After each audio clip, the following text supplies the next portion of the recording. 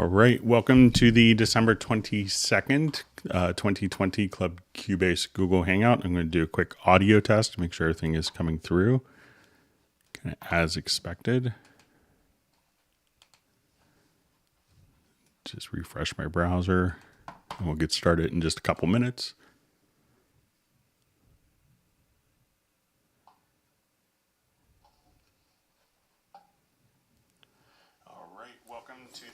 Okay, so we'll go ahead and get started here in just a couple minutes. So today we're going to do something a little different. We're going to actually try to meet each other in a format other than our Club Cubase meetings.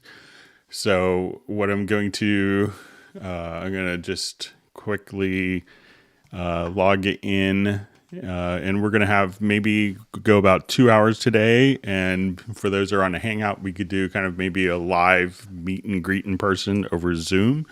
So I will just get my Zoom meeting info kind of set up here. Bear with me just for a second.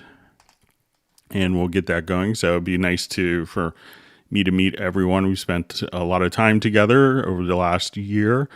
So I'm looking forward to kind of maybe putting face to some of the names I always see.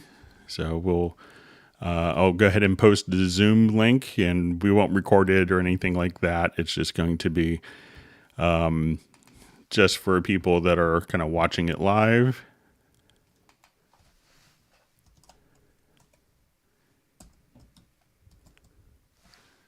And I will just go ahead and paste the information here quickly. So I will join the Hangout myself and we'll get this going.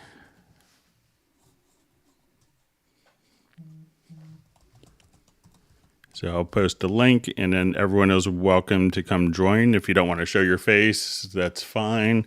If you just want to join without picture or video, that's fine. But I'll go ahead and just share the link here in the chat field, and I'll go ahead and mute this.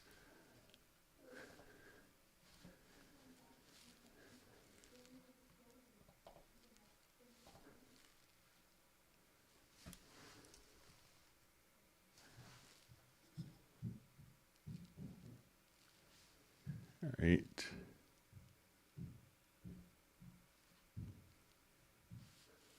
And let me get it down to a certain number of characters here.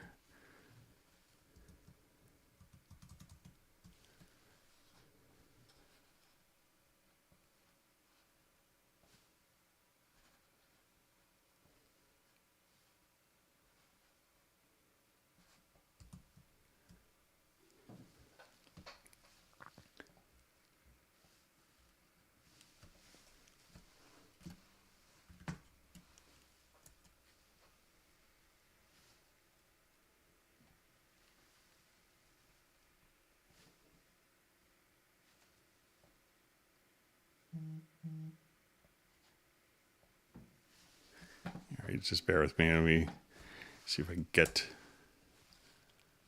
the Zoom information. We'll get started here in just a couple minutes. Sorry about this. I should have.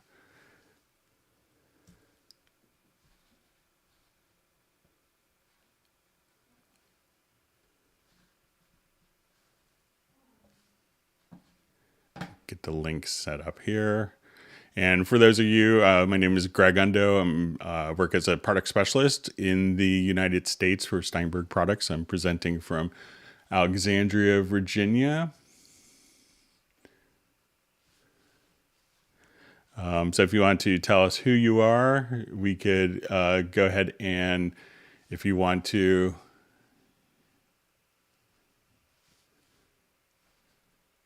we just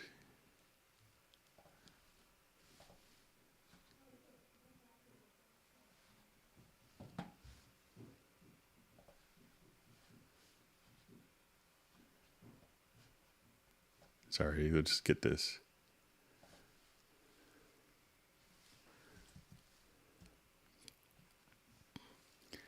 All right, so if you want to quickly just tell us who you are, and we'll go maybe about 2 hours today, and then try to get the Zoom going here. Let me just try it one more time.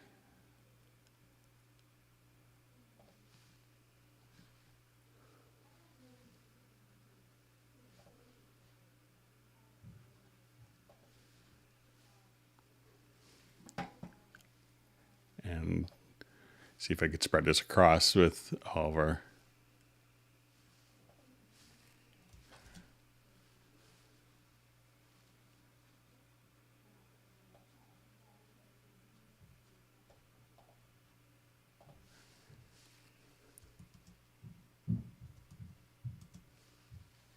All right, so I'll go ahead and post the Zoom link. I think I should have enough characters maybe.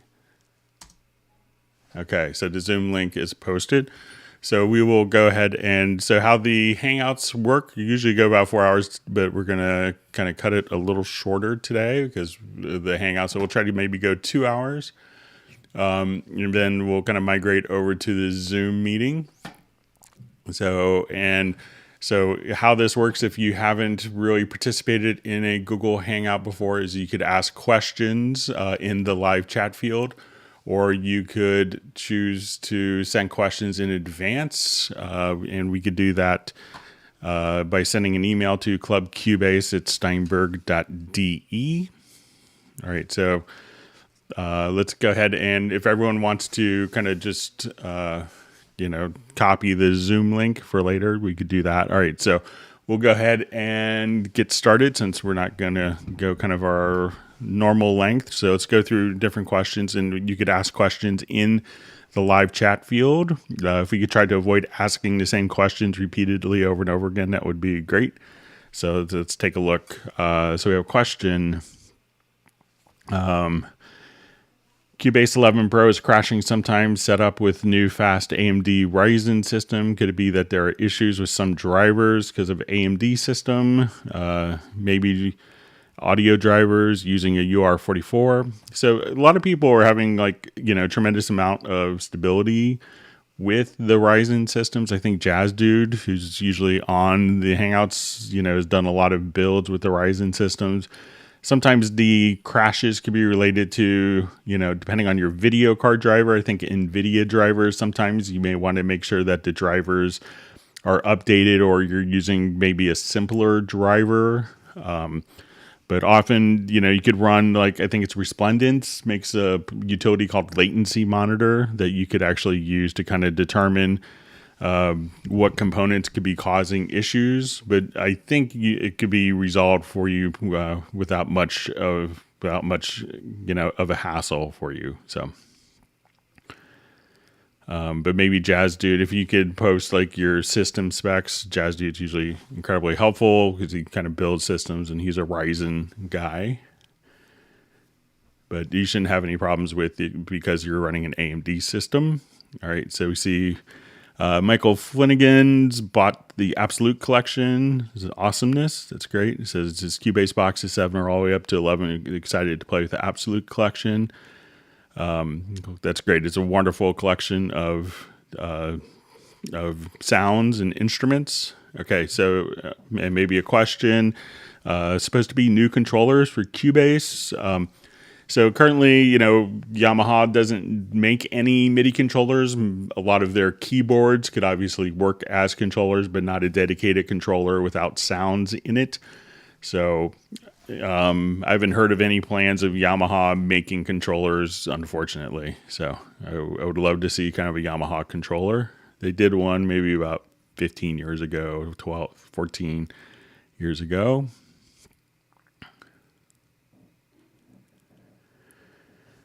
Okay, so a question from Vinny Sabatino. All right, my timeline jumped on me.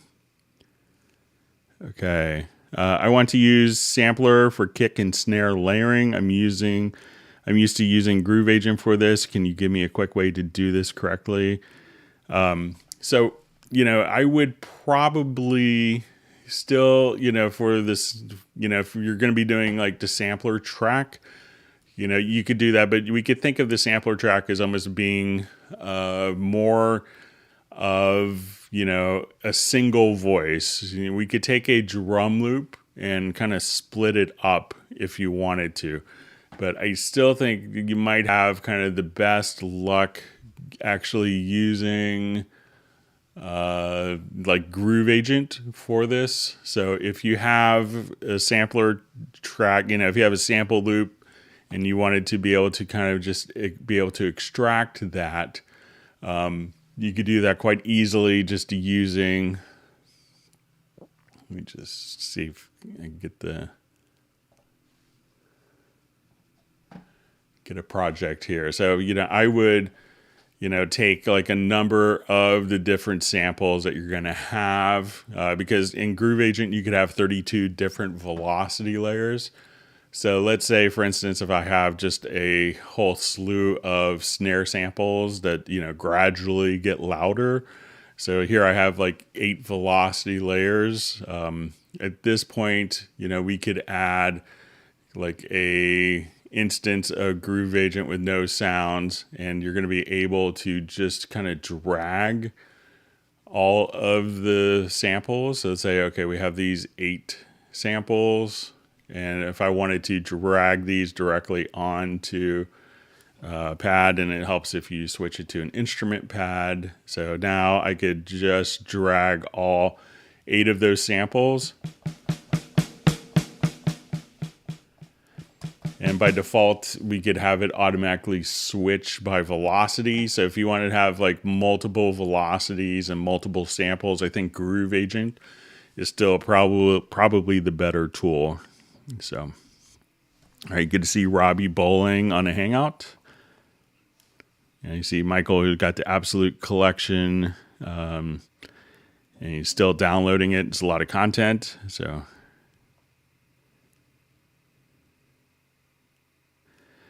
Okay, so I just see a comment maybe about the controller from Michael Flanagan. The actual keyboard MIDI controller is only available for 3 months, and he took it off the market. The Nectar Panorama is now removed from the list, but it was made for Cubase.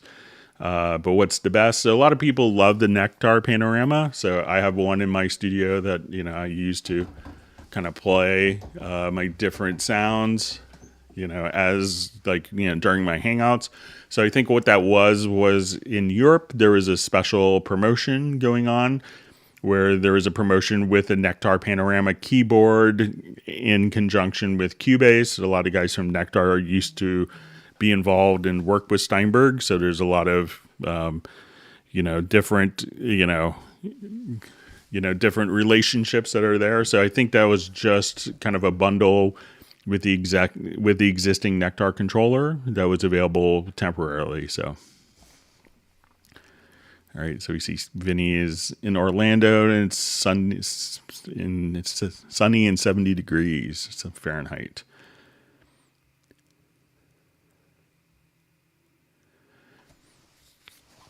So you see, hey Greg, is there a way to make the default signal path into channel settings to channel strip then inserts? I know I can swap, but any way to make that default? I believe that's going to be set up the same way. So, but what a lot of people do is, if you wanted to, so if you're not familiar with this concept, you could take the channel strip. So if we wanted to have like our channel strip with our gate, compressor, EQs, saturations, limiters, and we wanted this to come in signal flow before the inserts, so you could just come right over here and just kind of swap those two. So if you wanted to just kind of click there, so now the channel strip could come first, but I think by default, it may just actually be set up that way, but I know some people that wanted this by default who just simply saved it as a track preset, or they had a number of tracks saved in a template, so that every time they tracked, it was always going that way. But you could add a track via track preset and then be able to just have the signal flow order exactly how you want it.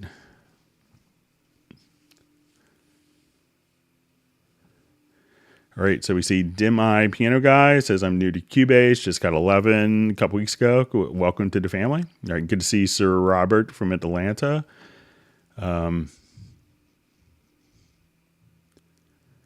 Okay, so we see Michael Flanagan's from Athens. All right. Has anyone got NI Micro to work in Cubase? So if it's just a standard, excuse me, if it's just a standard MIDI controller, you can, it shouldn't have any problems working with Cubase. Or maybe it's a plugin. So just, all right, so just reading through. And he says, I didn't know Cubase had a sampler, so I got a micro, and Cubase blacklisted it. So if it's a plugin that's been blacklisted, you might be able to go over here. So make sure, one, it's not a 32-bit plugin. So, if it's because, the current versions of Cubase, I think since 8.5 or 9, stopped doing 32-bit plugins for stability reasons. But if you go to your VST plugin manager, you may be able to go under the block list and then just choose to select a plugin and be able to try to reactivate it. So you could try that, but make sure it's not a 32-bit plugin as well. All right, good to see Rick Ballantyne on a Hangout. Thank you for your Christmas card, Rick. That was very nice. Okay. Okay, good to see Ambient Dave on Hangout. All right, so we have Stefan from Sweden wishing me and everyone a Merry Christmas. So looking forward to meeting a bunch of you on our little Zoom session. Again, the link is posted in the comments.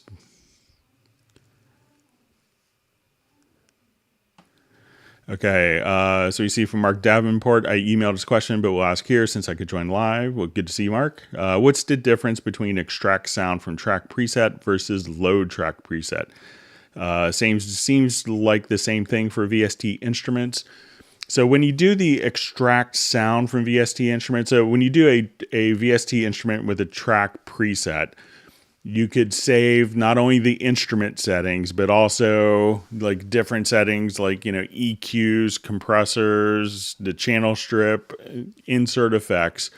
So if you have a preset that's an instrument track preset that has, let me just clear my, excuse me, that has a lot of different effect processing on it, such as inserts, EQs, channel strips.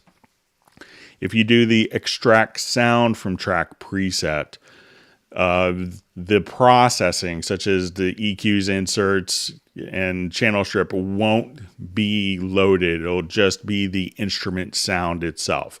So many of the instrument sounds don't have those particular presets or those particular processing with the plugins and channel strips in Cubase, but they can.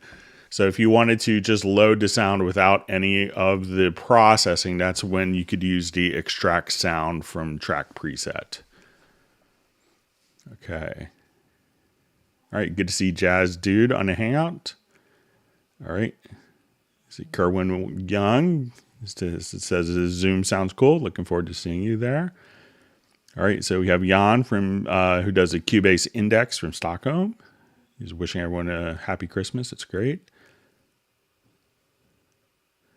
So we see from Dim Eye Piano Guy, so questions answered here today. So yeah, if you just enter your question in the comment in the chat field, we'll get to it as much as we can. We'll do it a little shorter today for the holiday. All right, so we have John from Kenosha.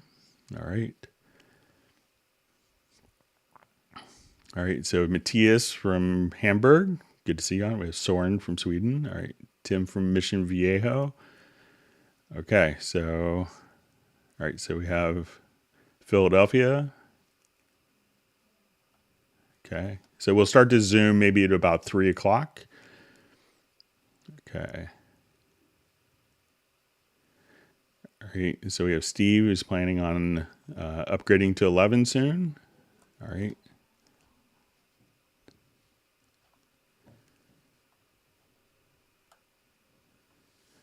Okay, let's go through. All right, good to see Walter from St. Louis.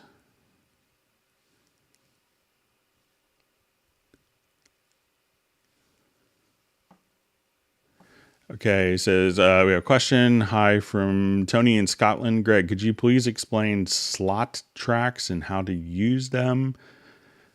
So, I'm not sure what slot tracks are, but maybe, we often see, like when we go to a particular channel, sometimes these, like the inserts will be set up as slot. Sometimes I've heard these referred to as slots for the inserts, but maybe if you could give a little more information, that would be helpful.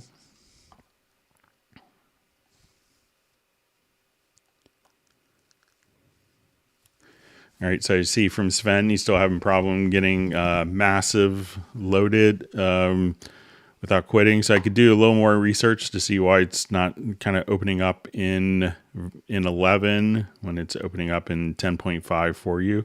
So if you want to send an email, Sven, I could do some more research on it. I don't have any of the NI stuff on my Mac. I just have it on my PC, but I didn't have any problems with the latest versions. Okay.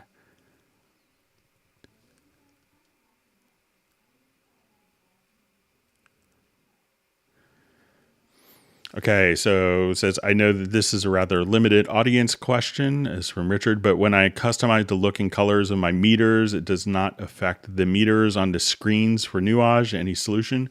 So I don't think that those meter colors, that Nuage software has been updated to take advantage of that. That's kind of a different, if you're talking about like, the extended mixer on the Nuage. So that's kind of a separate window as opposed to, and a separate mixer as opposed to kind of the Steinberg mixer. So that's kind of a dedicated mixer for the Nuage. So it's not actually showing the Cubase mixer.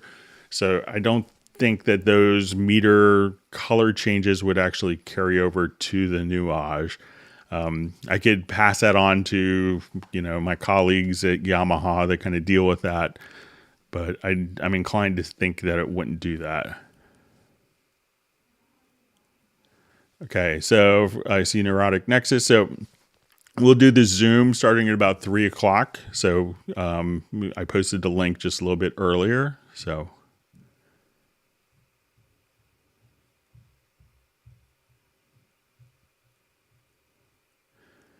Okay, question from Jan. What is Greg's best way to store custom MIDI and sample files in Media Bay and later quickly find them again? Thanks, Jan. So there's a couple of tricks that I will do. So, like if you have, like in my personal studio, I may have like favorite loops, something like that. So if I go over here, I could just, one of the things that I like to do is just go to my file browser and I will say I'm looking for like, sound effects or something like that. So let's say I'll come here to projects and I really wanted a particular folder. What I could do now is just right click on the folder and say add favorite. So we'll just call this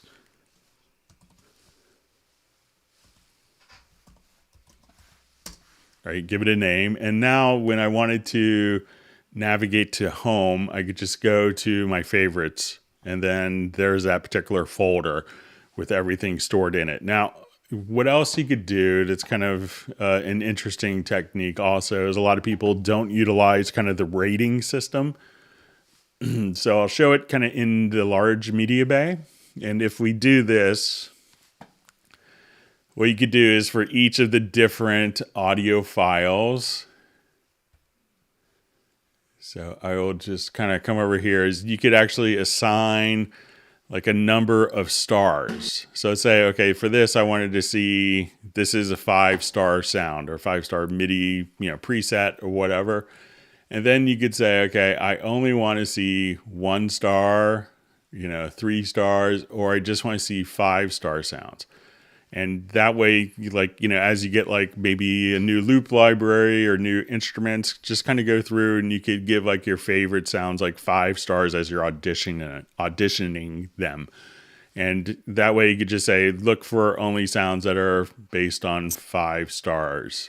And you could just come right over here and show all ratings, but that's another fast way to kind of navigate. So I use kind of a combination of favorites and 5-star and star ratings for that.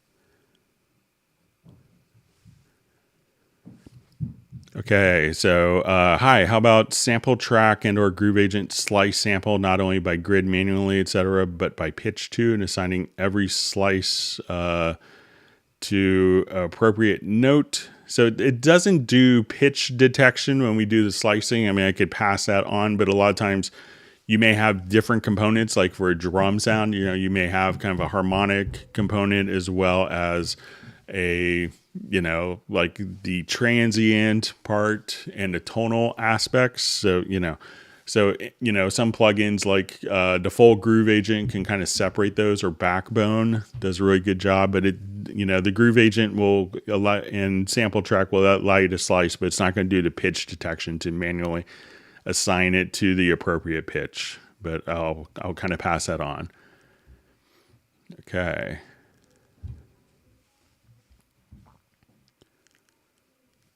Okay, so it says, see from Ambient Dave, I have a new M Audio 49 key, 3rd generation, as it costs too much to repair my board, my Kai keyboard, sadly. Sorry to hear about that.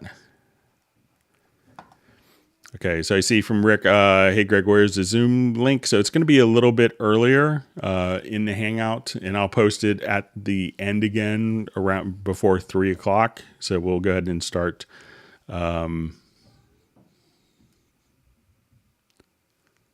All right. And maybe if someone else wants to kind of post a link, and we'll start that around 3 o'clock. All right. So we have a question. Is this the last Hangout before 2021? So I think this will be the last one. I'm going to try to take a couple of days off next week. And, if I may do some, I think I'll be working, but I'm, maybe working on some other video stuff. So I think this will be the last one for the year, and then we'll pick up kind of going full bore in January.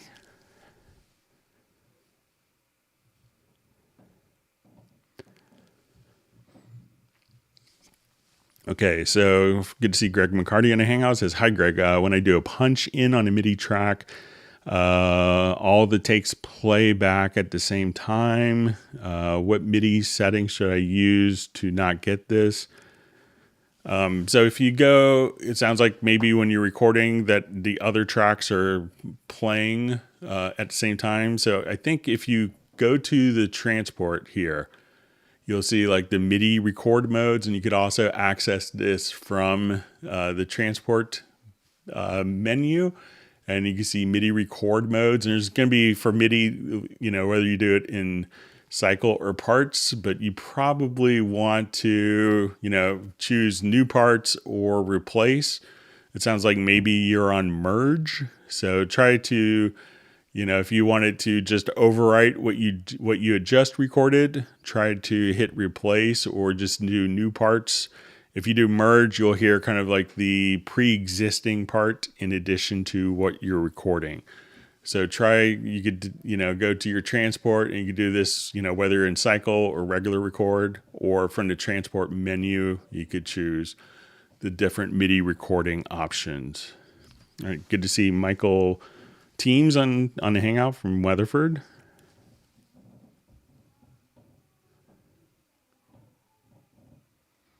You see Gareth's not going to be able to make it to the Hangout today. From Pablo, good to see Pablo.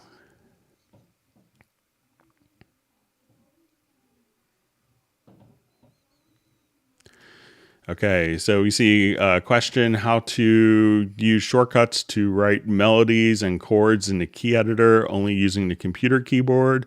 No mouse, no MIDI keyboard, insert, move, copy, change length and velocity. Thanks, Greg. So let's go ahead and take a quick look.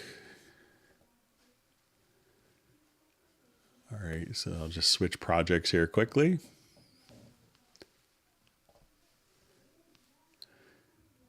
And probably like a lot of you, I have my family at home, so you may hear my son who's on break from school above me.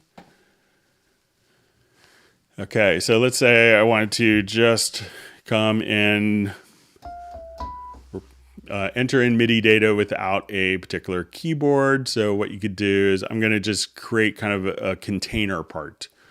And then we could double click on that. So there's a couple ways. If you hit Alt Option plus K, you could open up your virtual keyboard. So as we want to just, record, you could just, I'm just hitting the computer keys like Q, W, E, R, T, Y.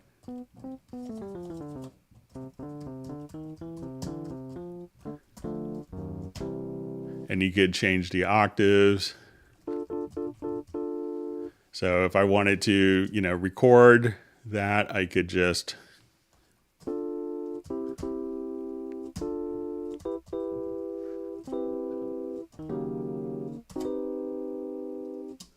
So at that point, you could just record using just a computer keyboard. Some people will also do step entry. So here we could say, okay, I just want to put in eighth notes, and we could click on this little step entry icon, and you see the blue cursor, and the blue cursor now allows you to just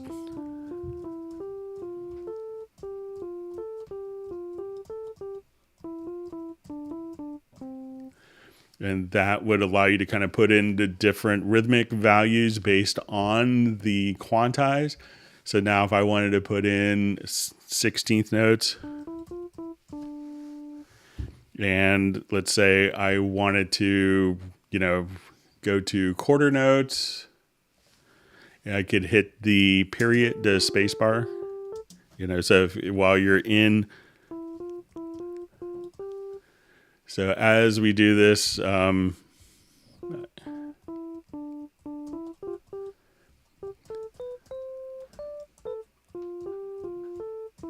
so you're able to just kind of put in different rhythmic values there, and you could hit the, like the different keys to put in space. So you could do that using the on-screen keyboard. We have a lot of film composers that do that and gotten quite adept with that. From being on planes and stuff. So, but check out, the virtual keyboard. So that's Alt Option plus K, and you could use that. A lot of people will also, just draw notes in. So if you have the object selection and hold down Alt Option, you could draw notes in. So, and then if you wanted to delete or change the length of notes, and you could take the snap on and off by hitting the letter J to kind of change rhythmic values as well. So there's a couple different ways to enter in, different notes.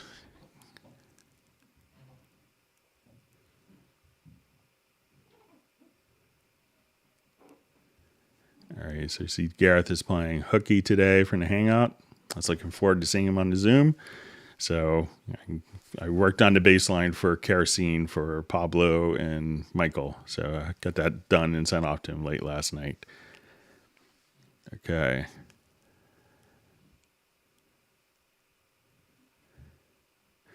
So it says Zoom says the meeting has not started yet. Yeah, so we're going to start at about 3 o'clock. So we'll see where we are. It may be a minute or two late, but we'll let you know. So yeah, the meeting has not started yet. So we'll do it after this Hangout.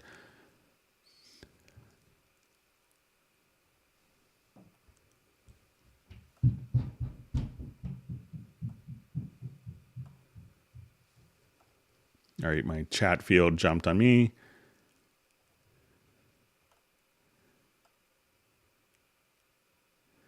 Okay, so I think I'm back.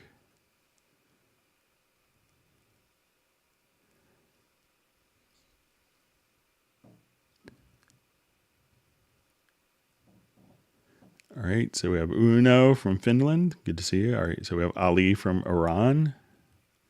All right, Krill from St. Petersburg. Good to see you again. All right, so Michael Teams wants people to hit the like button.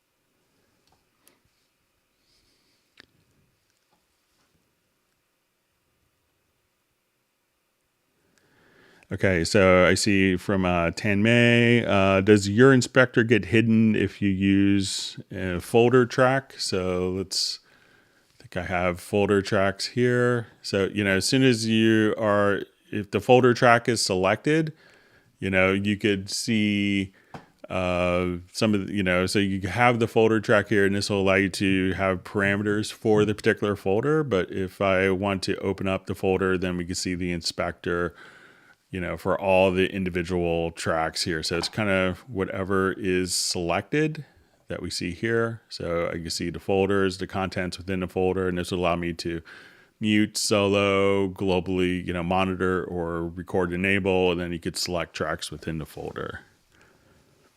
Good to see Tam and a Hangout.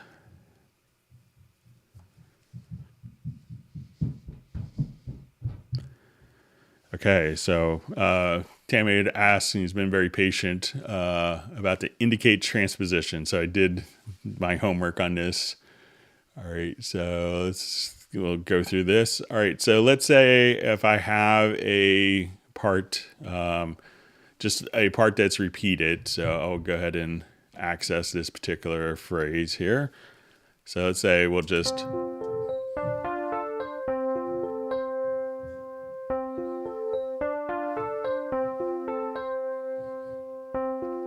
So let's say this one I want to select, and I'm going to transpose this up a minor third. So now when we play it,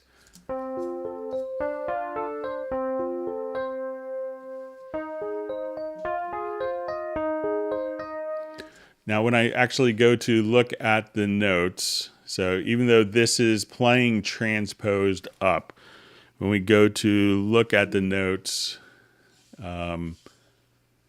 so let's say if I come here,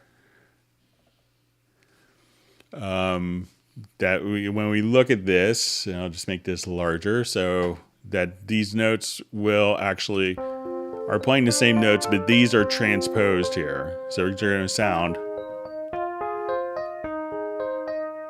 So even though the notes weren't moved, they were kind of just transposed up. So when we activate to indicate transpositions, we could see the actual notes that are playing as a result of the transpositions. So that's what the indicate transpositions allows you to do. And I think Tammy had also reached out about one of the other preferences. And since I'm here, we'll just take care of that one too. So you'd asked...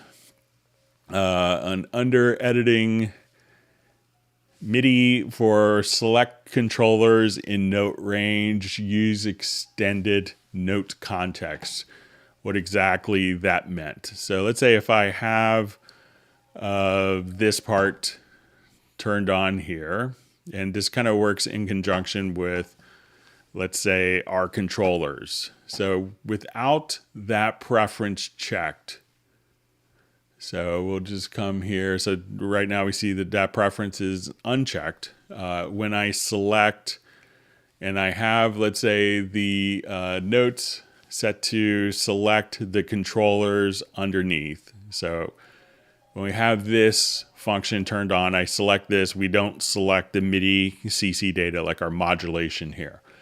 But when I have this turned on, we'll say we're going to actually select the controllers underneath. So it's going to select the controllers underneath until the end of the MIDI note off message there. Once this preference is turned on, what this is going to do is to select that until the next note begins. So the controllers will be selected until the next note begin. So I'm going to select this, and now all the controllers will start until right where the other note comes in. So this extra information, the controllers will be selected until the next note comes in. And that's what the preference for select controllers in note range, use extended note context, allows you to do. So thanks for your patience, Tammy. With that, hope we can make the Zoom session. Is there going to be any Zoom post-Christmas party? So, I'm sure that we might be able to do something if you guys wanted to get together, but I wasn't planning on anything. We'll just try to do something today, but if you guys really want to. All right, so we see Matthew Elston wishing everyone a happy Christmas. Thank you. It's very kind. All right.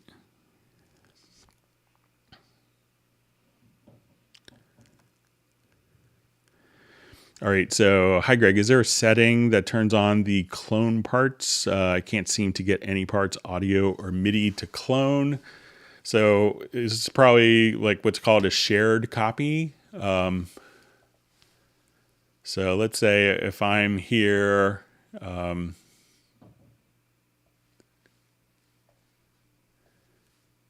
right, so let's say I have this particular part selected here. So I'm going to hold down my Alt key and go to lower left-hand corner. Or I'm sorry. Yeah, so I'm going to grab my Alt key in my lower left-hand corner so it turns into a pencil. And then I think it's hold down Shift. So I'm going to hold down the Alt key. And now before releasing, hold down the Shift key. And once we do this, now anytime that I make a change in this part, we will see kind of this part automatically change. So if you kind of see these particular parts, I'll select them. And as I move notes in one part, so I will just come here and I'll move these notes up, that all of those other parts will just be kind of shifted. So to make a shared copy, you could just, my son's having fun with the piano outside, hold down the Alt key or Option key, go here, drag, and before releasing, press down the Shift key. Another way of doing that is to hit Control or Command K, and then you could have it do shared copies here. So you could say, okay, I want to do 16 shared copies, and now all of those will be shared. And you could see which copies are actually shared by you'll see this little icon with the two kind of horizontal lines in the upper right-hand corner. So that's how you could do, I think that's what you mean by cloned parts. It's called shared copy. So, okay, so we have some Agilis. Sorry if I pronounced your name wrong, checking in from Greece. Thanks for joining us. Tanmay is famous because his name is in my media bay. So you could aspire to greater things. All right.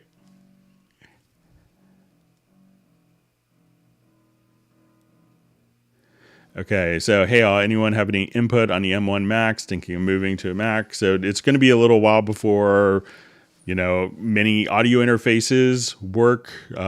So probably if you wanted like a lot of longevity, you may want to check out some of the Intel-based Macs. It's kind of in transition. So a lot of companies are having to rewrite significant parts of their code to take advantage of the processor. So it's a pretty significant architectural change. So.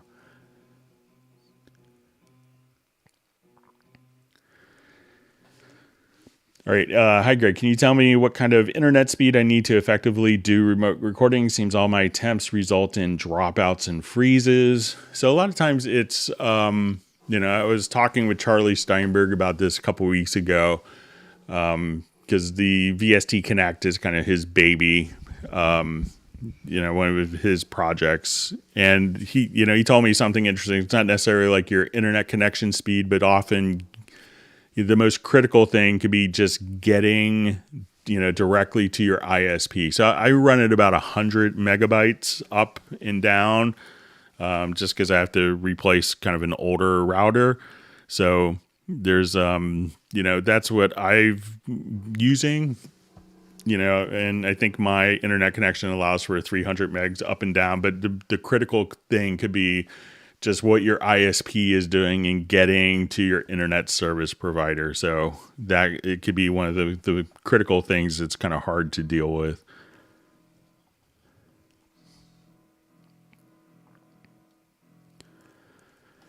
All right, so we had a question. Hello from Greece, from Myth Durlek, or Myth Durlek. Sorry if I pronounced her name wrong.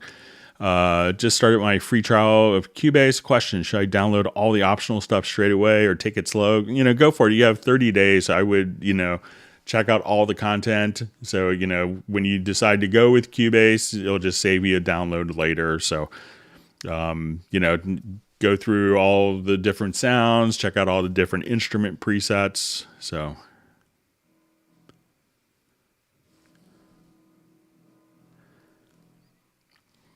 okay, so I see how to set default 0-star rating in Halion 6 instead of 3-star. So I think you could just, go to your media bay, and if you wanted to, select a number of different contents, and let's see, I think we could change them all at once. So you could select every sound in your Halion and put it to 0 and rebuild if you wanted to.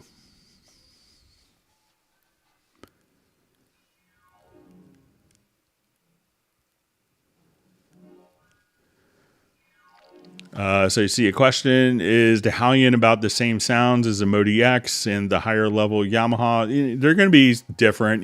There's obviously like the sampling technology that you have in Halion is going to be, pretty extensive. I don't think that the Yamahas do wavetable synthesis, and, so there's going to be, some of the sounds will be shared between the two platforms, because there's kind of synergy between sound development teams, but you can really, but they do offer some, like Halion doesn't do FM synthesis, but the Montage does. So, there are different forms of synthesis between the Yamaha and Steinberg families.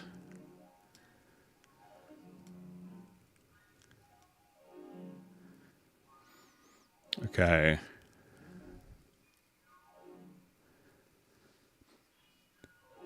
Okay, so I just see, can you import third-party MIDI loops to the Chord player? So I'm not sure if the Chord player is, I think you need to take, any MIDI loop. I don't know of many companies that have third-party MIDI loops, but you could come over here. Let's say, okay, I just want it like acoustic guitar MIDI loop.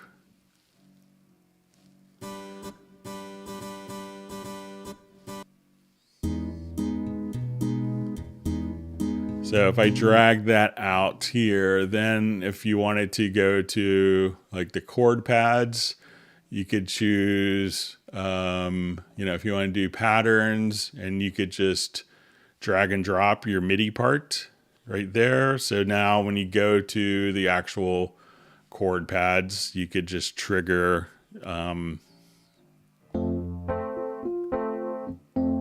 that particular pattern.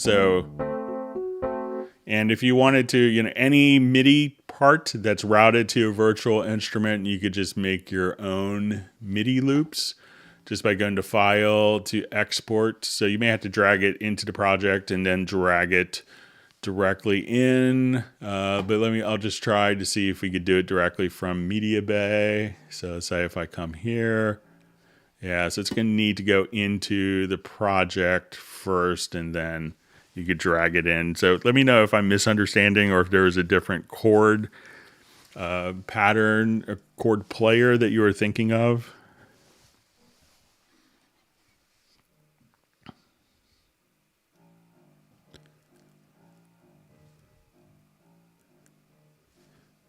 All right, so we see Agent K's. Apologize, can't be in the chat today to help. Merry Christmas to everyone. All right. All right, and my 7-year-old son is playing Rush on the piano outside, so I think he has a good ear.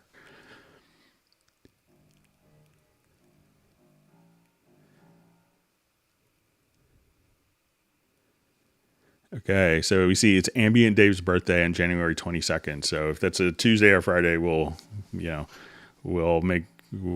give you a special shout out. But if we don't talk, have a wonderful birthday. Thanks for letting us know.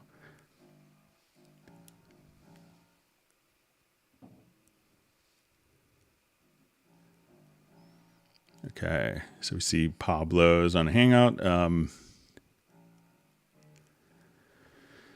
All right, so from Michael, does Steinberg have a program that removes part of the sound that dB redlines? So sometimes, some people will take it into the 32-bit domain and bring the level down. If we have, let's say if I have an audio file, I don't think my son has listened to Russian like months, and he's playing it on the piano. My proud dad moment here. All right, but there is a function if you want to, if you have files that clip, there is a little, program called Spectral Layers Pro, which is a spectral editor. So if we come over here, I don't really have any files that are clipping, but if you go to extensions, and you could try out a trial version of this, but you could now just come over here and under processes, there's a clip repair. So, and that's intended for where maybe you had a couple samples that were clipping the signal. So you could try that and see if that kind of makes a difference for you and see if that helps. Okay.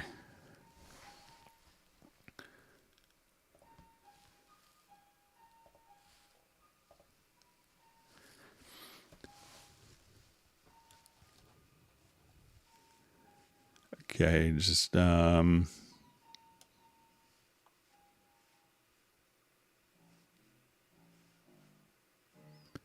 right, saying nice holiday wishes from Canel Jacinto. Sorry if I mispronounced your name.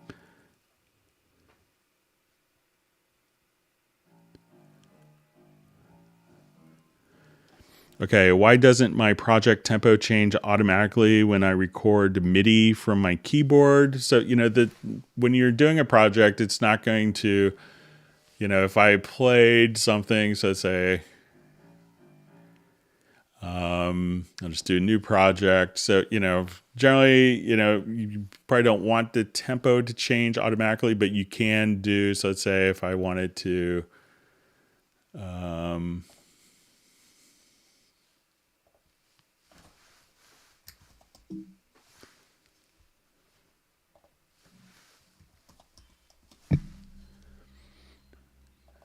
all right, so let's say if I was playing something like with a click.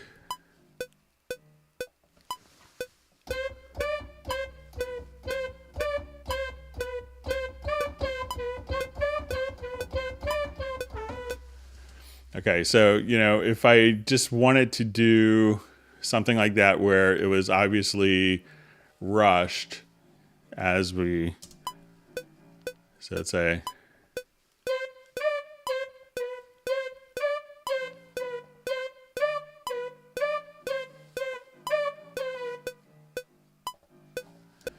so what you could do is just come over here. So, so a lot of times you may not want it actually to change, but what you could do is just say, okay, I want it to take this and do a tempo detection. So as I come over here, just go to your project menu, and you could take the MIDI and just do a tempo detection. And as we do this, you could do the tempo detection just kind of on the MIDI itself. So, but you can, if you just hit like a MIDI note and just record it like, quarter notes, you could also under MIDI go to under functions and just do a merge tempo from tapping. But, I don't think it makes sense to automatically change the tempo based on how you play in the keyboard. So,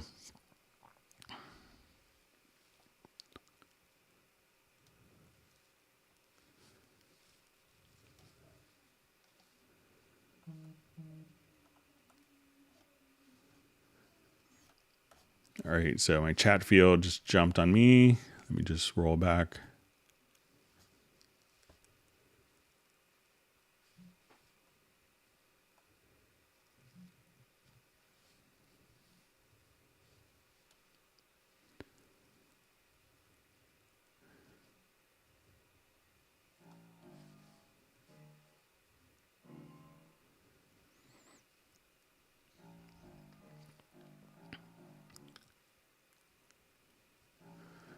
So I just see, hi Greg, where could we find third-party MIDI effects? Thanks. I don't know, I'm not sure if it's like a protocol, kind of like, VST is kind of like an open protocol. So I think that there is a kind of an API, kind of a language for being able to work with the third parties, but I'm not sure I don't know of any third-party MIDI plugins.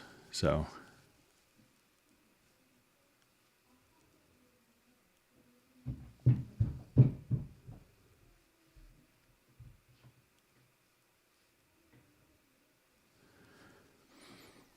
okay, so I just see when I copy move takes to a track where I've done some comping, the copied move takes gets placed on top of all the takes and they move the comp that I made. Any solutions? Let's take a look.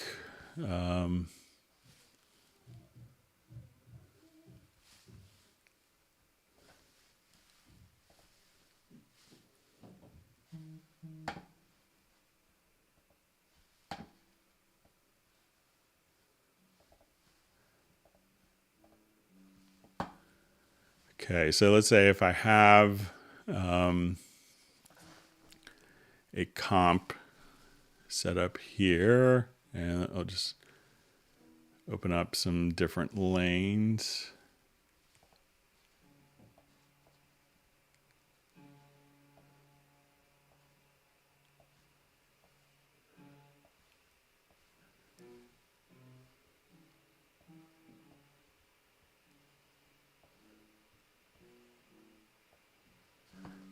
Okay, so let's say I have my different lanes here. So let's say I've done a quick comp.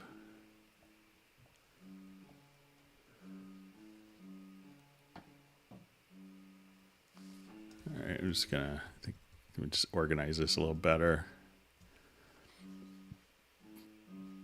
Okay, so I'll just do this to lane.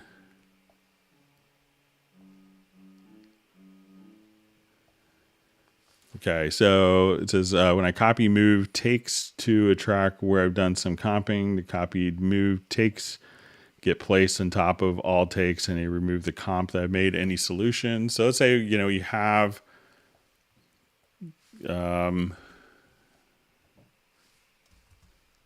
like some different comps going on here. So if you wanted to, so let's say I close these lanes.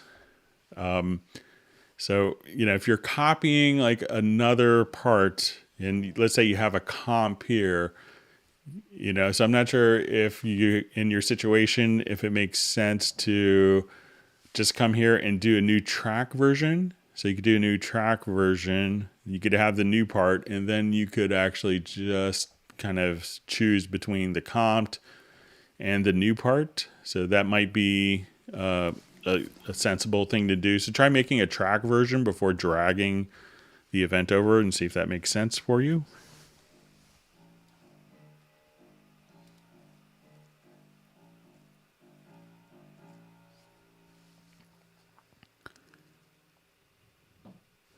To see a nice comment from Richard. Thanks, Greg. Great thing about your Hangouts is even though I never have time to chat, I enjoy listening while I'm working and occasionally hear an answer I was wondering about as well. That's good. We'll try to contribute to your delinquency of work during our Hangouts. But all right, so we see Johnny Swing wishing lots of blessings for all of us. That's great.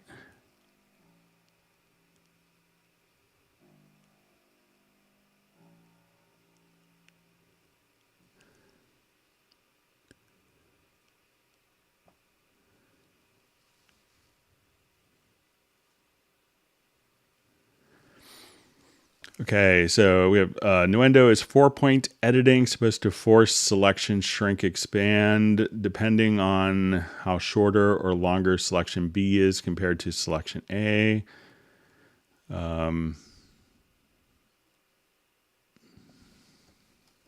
Okay, so let me just fire up Nuendo here really quick. I haven't done 4-point editing in a long time, so apologize for that.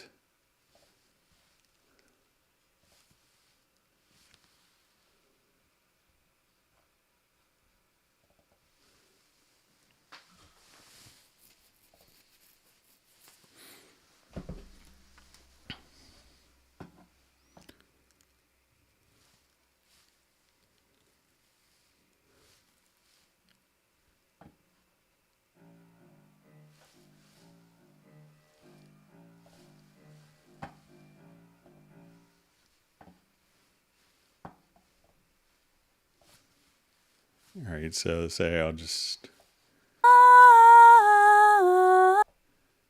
drag in a couple files here.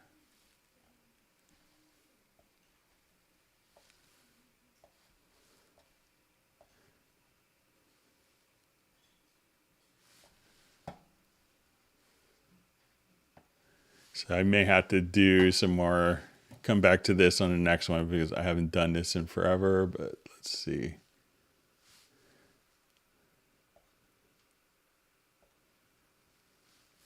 All right, so I'm just going to take my snap off.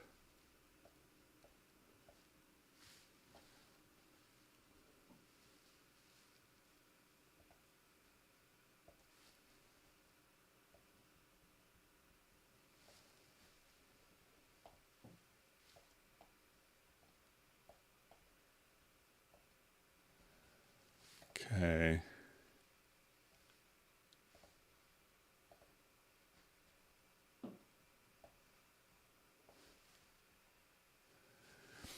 So if you want to, I'm sorry, but if you want to send me an email, I'd be happy to kind of respond to you by email because I know we'll be maybe a week or two for the next hangout for what looking right is right. So if you want to send me just an email, I'd be happy to kind of respond, or I could play around because I haven't done 4-point editing in a long time. So apologize for that. All right. So Greg, any sign of a Cubase 10.5 final update? Also, of course, how about 11? So, they're being worked on. So, and a lot of the changes that have come as a result of 11 and 11.1 or whatever the 11.01, the next maintenance version, those changes where applicable will be applied into a final 10.5. I believe sometimes there may be more updates later, but, there will be generally, always at least in our maintenance update for the previous version. Okay, so we have M. Rudy V, or Mr. Rudy V's Chiron. Hi, Greg. First time in a hangout. Welcome. Hope to see you more. All right, good to see Mandy Lane on a hangout. Yeah, you can feel free to ask questions in the chat field, and we'll have a little Zoom get together after a while. So I see at Cubase from Amy and Dave, how to use Zoom, Greg. Not used it before. So it'll be just kind of a link, and it may prompt you just to download a little utility, and you could just kind of join the meeting, and we could see. Yeah, hopefully see you there. All right. Good to see Jazz Dude is back. He's probably been back for like a half hour, but I'm behind.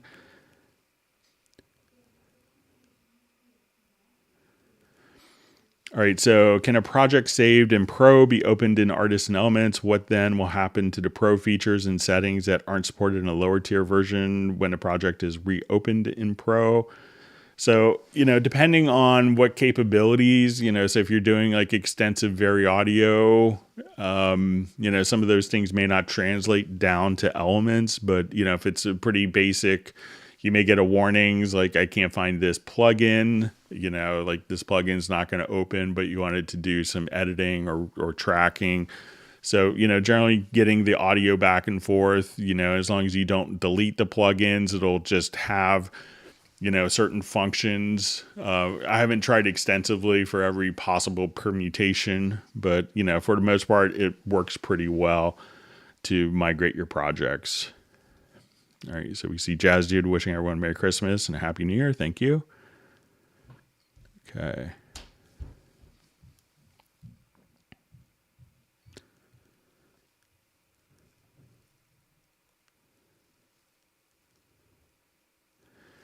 So I just see Neurotic Nexus, anyone running iLock dongle alongside with e-license or USB. So yeah, no problem at all. So.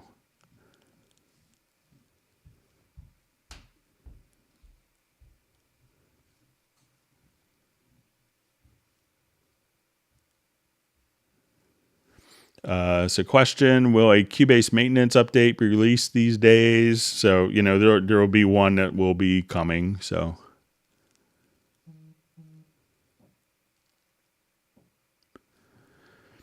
Okay, so it says, hi, Greg. I still haven't been able to have any of the loops and samples show up on the right. Not sure if you ever found another solution. So, there is, if you go into the preferences, I'm not sure if you did the deleting of the media bay. I think it's, one is first to make sure that once you're in Cubase, that like in media bay, that, if you go to VST sound, that you've gone through and just rescan the disk for these. So you could do that. Sometimes I've seen it where it may not show like all of the icons here. And if it's not showing those particular icons, what I've ran into in the past is if you go, and it's going to be a different location on Windows, but where your preferences is, that if you go to the library, and I think if you search for the Media Bay 3.db and Media Defaults, that kind of moving those to your desktop or to a different location temporarily can often rebuild the graphic icons for different loop libraries. Okay.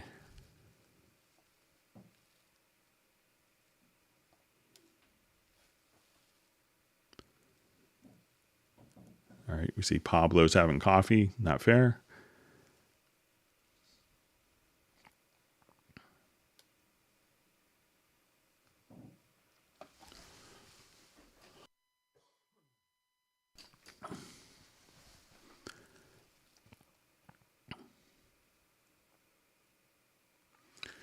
Okay, so it says, thanks for trying to answer my question about shared parts, but when I do that, what you told me, there's no equal sign in the top right corner is affecting the first part, doesn't have an effect on the copies.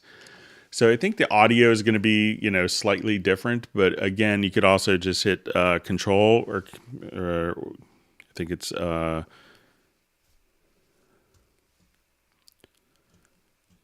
Control or Command K. So let me just select an event here. And then you could also just try the repeats. So let's say, okay, I want to take that and repeat it. So it may not show it in the audio as it does for MIDI. So, let me know if you're doing it for MIDI or audio.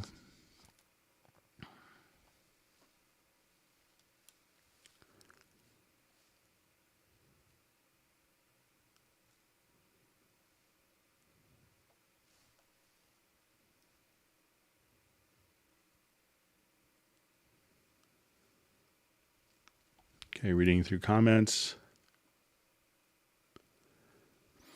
Okay, so you see downloading trial Cubase Pro 11, why all the separate downloads for Spectral Layers, etc. We used to have everything kind of bundled into one download, and that would ensure that everyone would get all the content, but the file was, I think 10.5 was 22 gigabytes free, so we would have a lot of people that didn't have high-speed internet connections who, would spend all night and their connection would time out and they would have to re-download. In schools, it just wanted to have particular parts. So that's why it's kind of been broken up to kind of make it a more manageable download size and to do it in chunks. And it was a big user request. So that's why it's kind of broken down.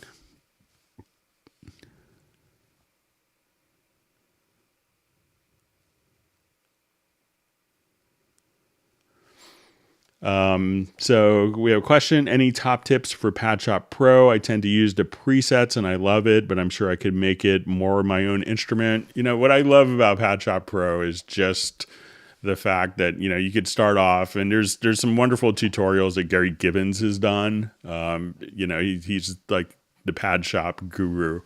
And you can see him on the Steinberg website. And he's also done like a stay home collection for Pad Shop, which he and several other sound designers did for kind of when the COVID pandemic started.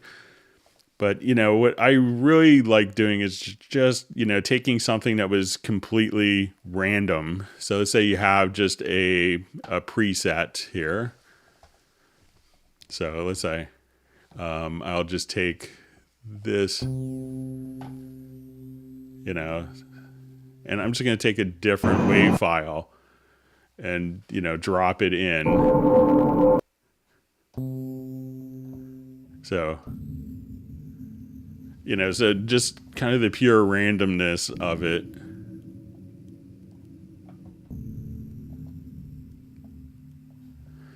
Being able to take, different elements and, drop that in and be able to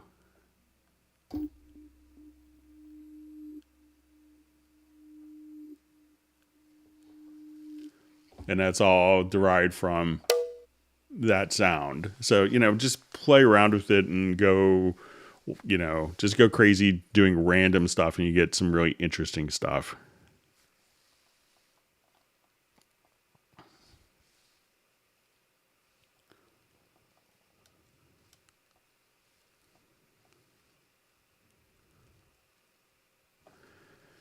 Okay, so we see Greg, I asked this question before, but it had so much delay for me to stay and see you answering my question, so I ask it again.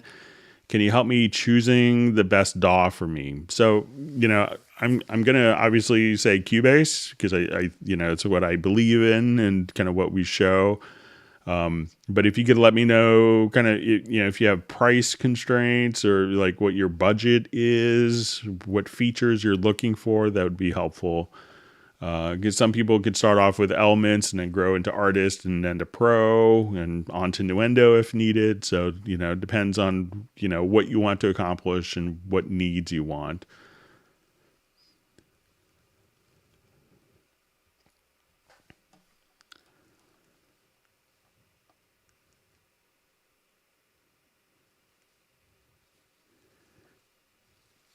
All right. And see Neurotic Nexus is also talking about the tutorials probably on YouTube for Pad Shop. All right.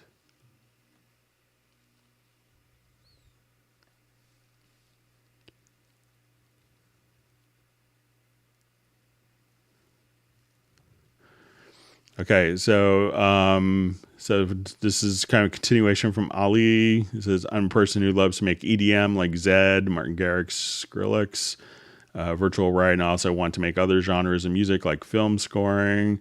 So, I would, a lot of those guys, like Zed is a big Cubase nut. Most of the big film composers are also in Cubase. So probably Cubase Pro would be just a wonderful solution for you.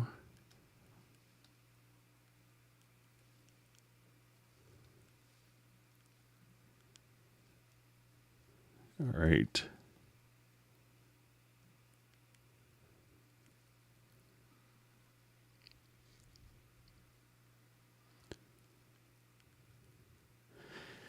In some more discussion, it says, choosing between Cubase and Ableton. So, I think Cubase allows you to work in multiple genres very well. So, whereas other programs kind of pigeonhole you into particular workflows where you kind of sound like everyone else because everyone's kind of doing the same approaches and the same tools.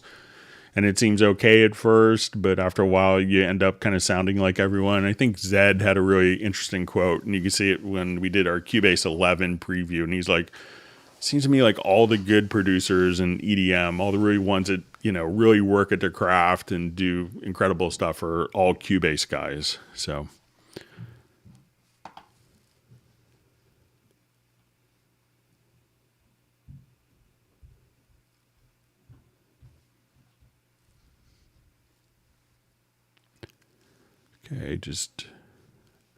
Okay, so we see, hi Greg, quick question. Is there a setting in preferences that will increase the size of contact or play or similar, making them easier to see?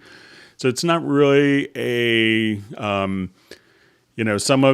could really depend on your screen resolution. So I don't think that high contact is high DPI compatible. So, you could, with certain VST plugins, you could have different scaling sizes, but if you're running like a high DPI monitor, you may not benefit from that if the plugin doesn't take it. So if you go to the upper right hand corner, you could really just you'll see this little thing on Windows platform that will say kind of use auto scaling.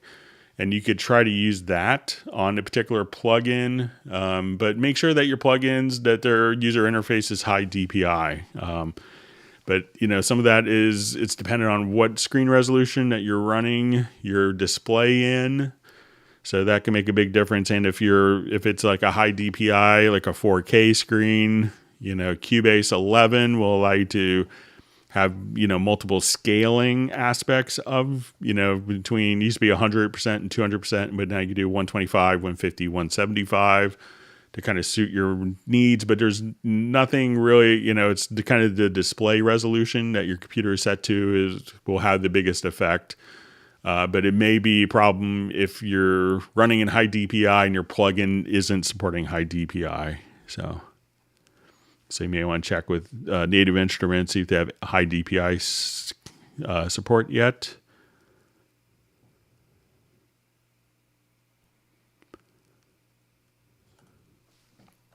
All right, sorry, my chat field just jumped on me. Check how we're doing on time.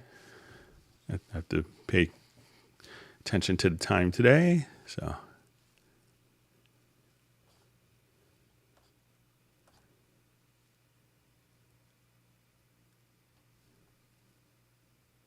Okay.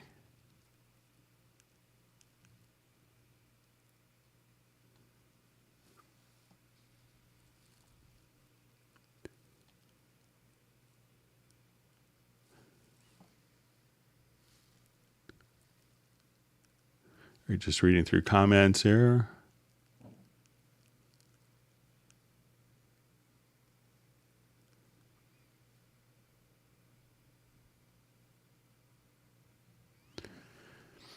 Okay, hi, I want to ask you this. Let's say you have a clip that is 5 bars and you want to copy the specific region from bar 2 to bar 3 of the clip without splitting the original clip. So let's say, all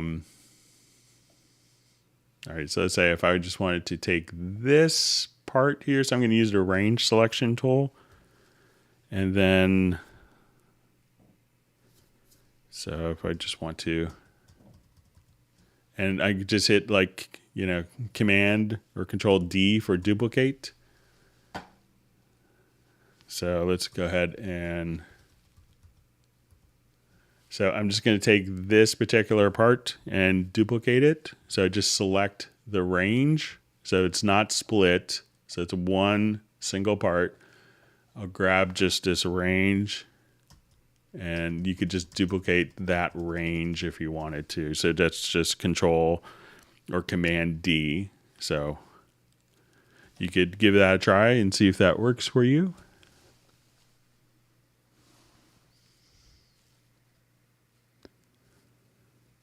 All right, so just see from Tibor, I love these sessions, and Greg, you're a great instructor.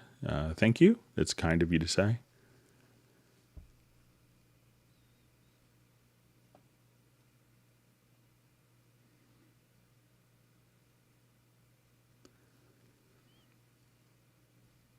All right, so see from Ambient Dave, thanks for a great hangout and all your past hard work. It's much appreciated. Thank you, Dave. It's very kind of you to say.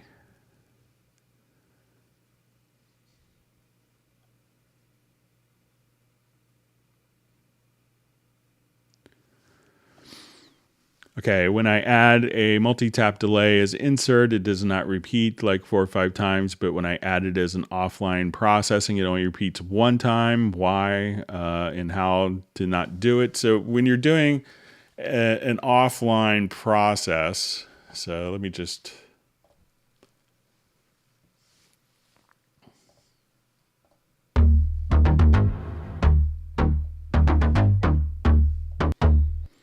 Okay, so let's say if I wanted to take this as an offline process, I'm going to just do like a multi-tap delay here. So I'll just do it through my offline process. So you may just want to make sure that you add, the process range or add a tail. So now let's say I want to go to my plugin to a multi-tap delay.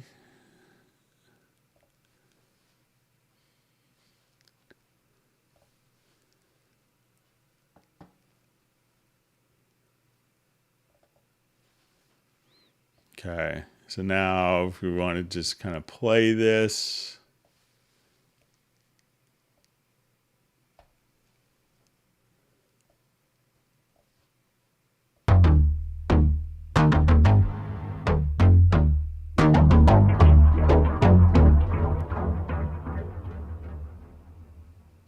So, try to make sure that you, within the direct offline processing, that you have the tail set here. Otherwise, it's only going to do the processing on the particular region and not add the delay tail. So give that a try, TMA. Let us know if that does the trick.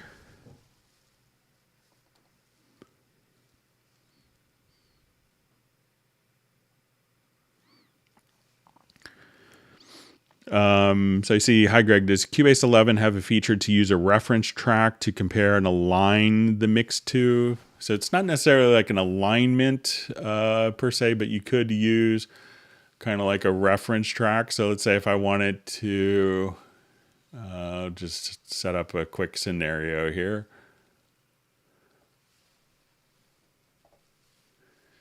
All right, so let's say I was mixing something, maybe like a classical thing. So I'll do just a quick export of this. So what you could do is I'll just do a quick audio mix down.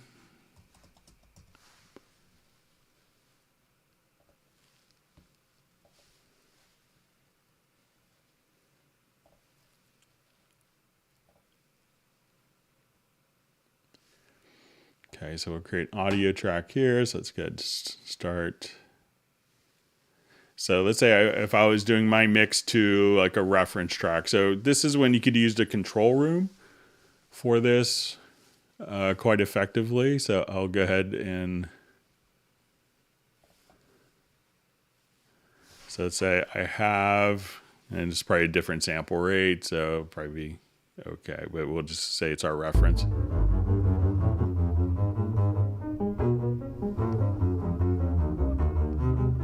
So say I want to get kind of like the sonic characteristics of this file. So I just put this file into the project window. And here we could call this, reference. And we're going to go to our control room. And I'm going to take my reference track and where it says stereo out, we're going to choose no bus and go to our Q sends.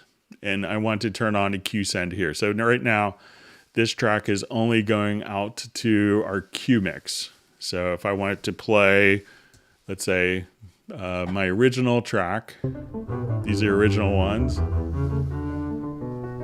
And now I could just say, okay, we're going to listen to just the Q mix.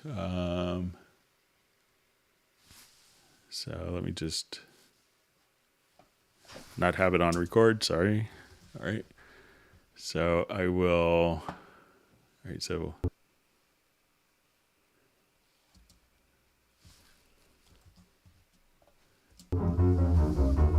this could be my reference track and this could be my, so let's say my reference track, I wanted to have the EQ be obnoxiously different. So I can say, okay, this is my reference. And this is my project. And you could just toggle back and forth between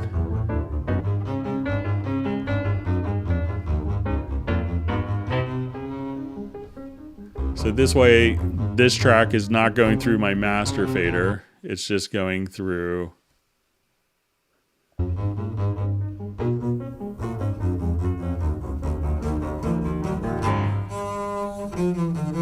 so this is my mix. And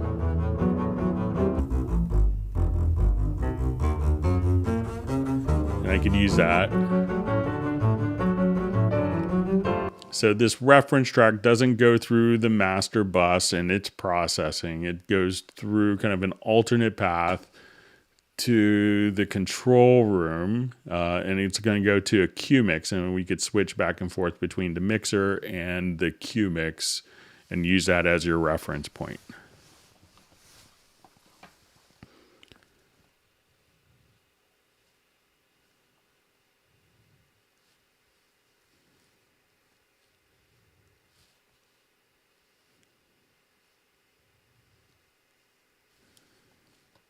Okay.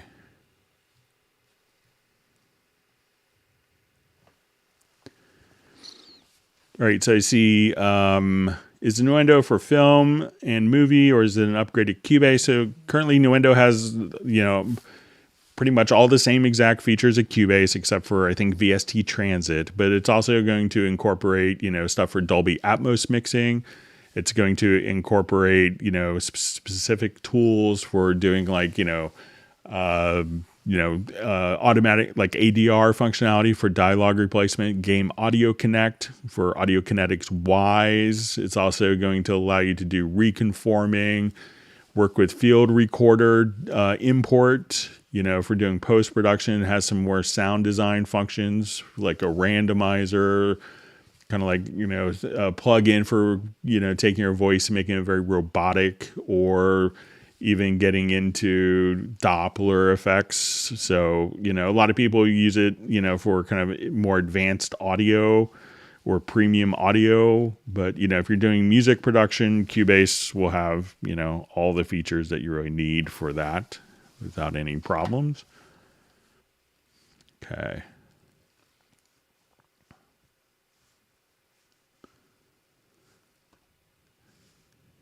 And I just see in our comment, is Nuendo a film editor? So no, you could do really rudimentary cut, copy, paste, but it's not intended to do video editing.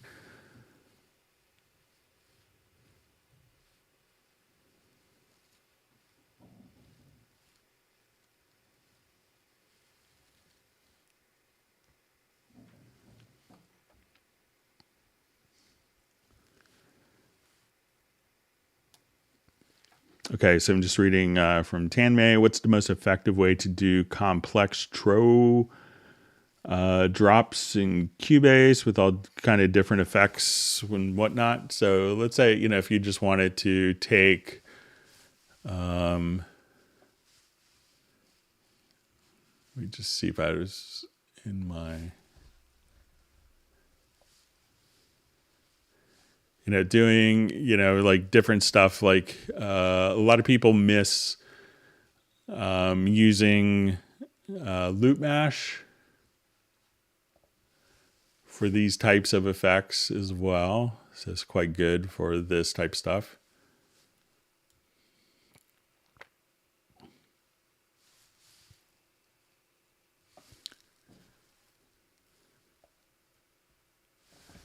All right, so let's say if I... So I just had this on my master bus, but you can put on any track that you want. So if you want to do a different...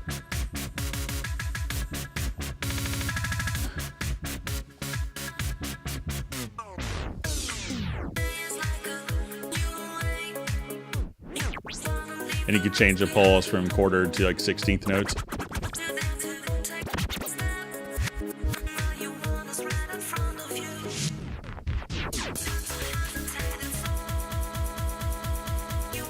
And you could play these actually from Midi in real time if you want to.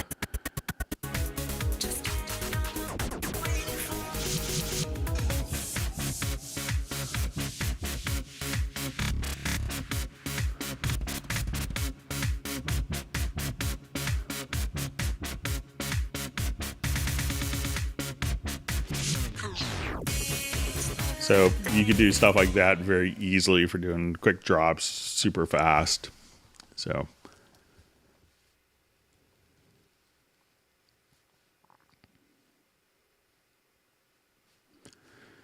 all right, so just see a comment, USB dongle is awful. When it is broken, it's a waste of time. So, you should contact the support department, because if your dongle is broken, they could reissue your licenses for you on a new dongle. So if you purchase a new dongle. All right, so we had a question from Luis Che. Hello, Greg. Can you speak a little bit about how you're set up for this Hangout? You sound great. Thanks for all your help. So I've been kind of doing the Hangouts for, I think since 2016. Can't believe we're going into 5th year. So what I use is I have kind of two different audio setups. I have one for the Hangout and one for Cubase. So my Cubase, I'm using just a UR24C audio interface, and that's what my Cubase is going through. The analog output of that interface is going into a Yamaha mixer. It's I think an MW12CX. And my microphone is also going into the mixer. So if I have to cough, I could just kind of, hit the mute button on the particular mixer. And so I combine those two things. And what I do is I have, through OBS going into YouTube or Zoom, I'll just have the audio from the mixer kind of going just for OBS, Zoom, my YouTube Hangouts, and then I have my audio interface that's just going directly for Cubase that are kind of on different paths. So that way, if I have to cough, I could mute and I could EQ and I could change sample rates, and I don't have to have specific plugins loaded. So.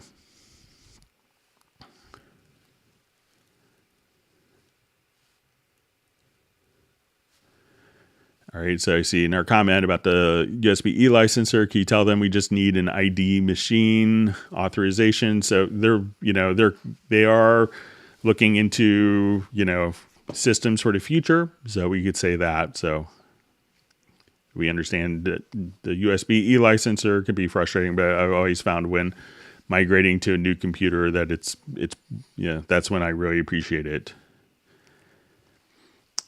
All right, so I see from Michael, UR22 is just outdated. I've been looking through some amp modules with effects processing. Check out like the UR22C. What I'm using now for the Hangouts is a UR24C, but UR22C is also kind of a more contemporary version. It has 32-bit A to D converters and has built-in DSP effects. So, but my UR22s still work strong every day. So.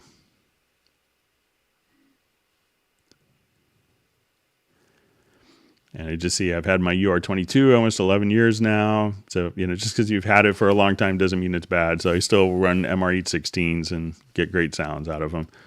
So it's always easier to blame your equipment. Sometimes, if I just had this new converter, it would have been a #1 record. But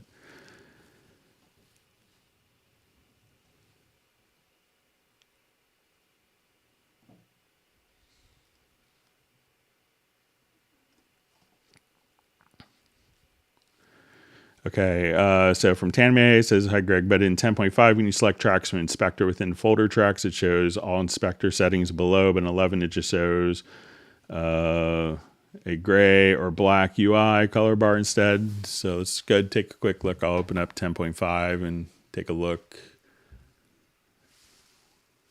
Check it out.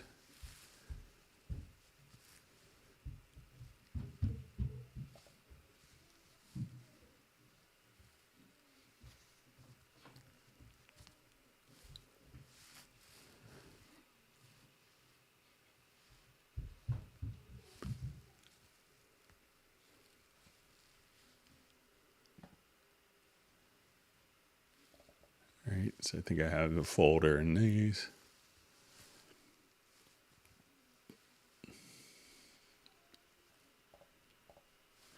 So when I select, this is in 10.5.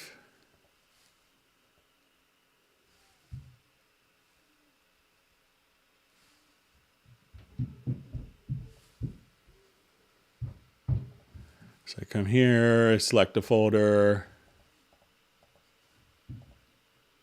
Okay. All right, so let's check it out in Cubase 11.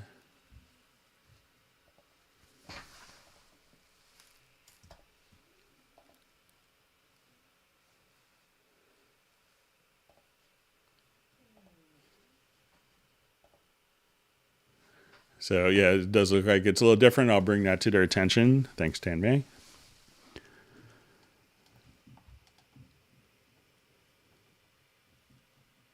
So from Luis Che, is there a shortcut way to flatten the EQ in a channel strip? So let's come over here.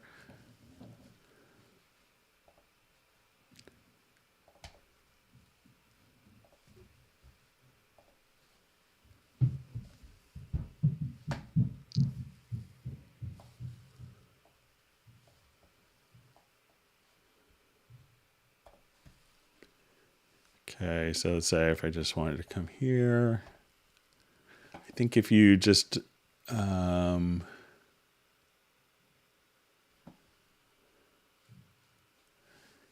you could, once you're in the EQ, you could just right click and reset to default preset. So you could try that. So if you have everything, so I'm not sure if it's keyboard shortcuttable. May not be, but you could just right click and reset to default preset like that.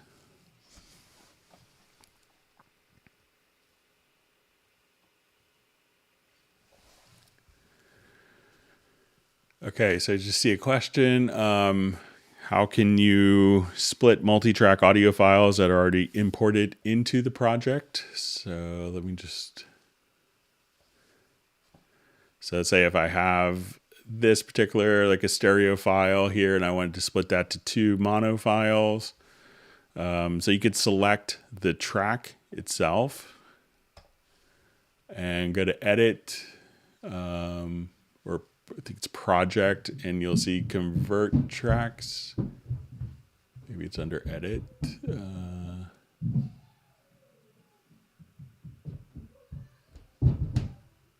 Sorry, my son's going a little crazy. And I'll just say multi-channel to mono under project.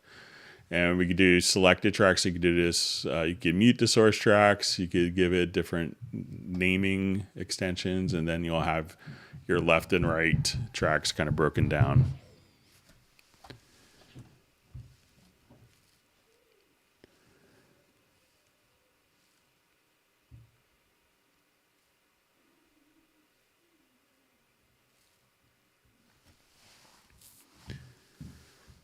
All right, so question from Pablo. How would the tube compressor behave like an LA2A without adjusting the attack and release, for example?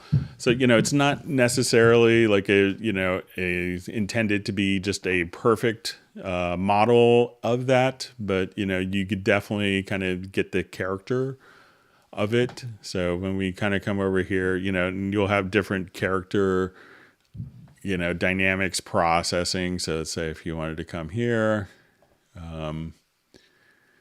so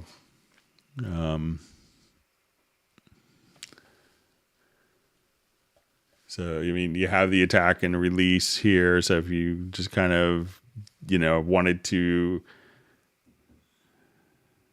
so I don't have an I've worked with LA2As in the past, real ones, but I could do some more research on that, Pablo.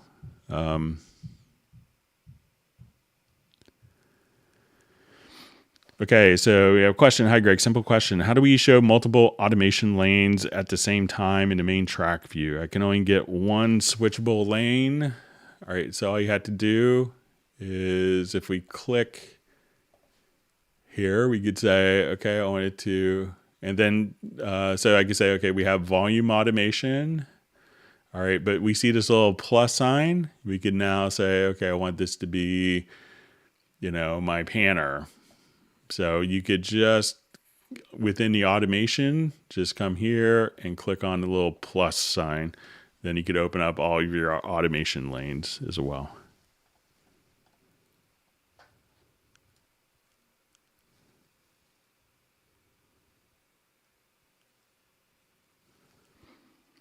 Okay, so question, why is there no sound coming out from my VST track, but audio tracks produce sound, but MIDI signal is coming and VST shows sound output? What am I doing wrong? It happened out of nowhere.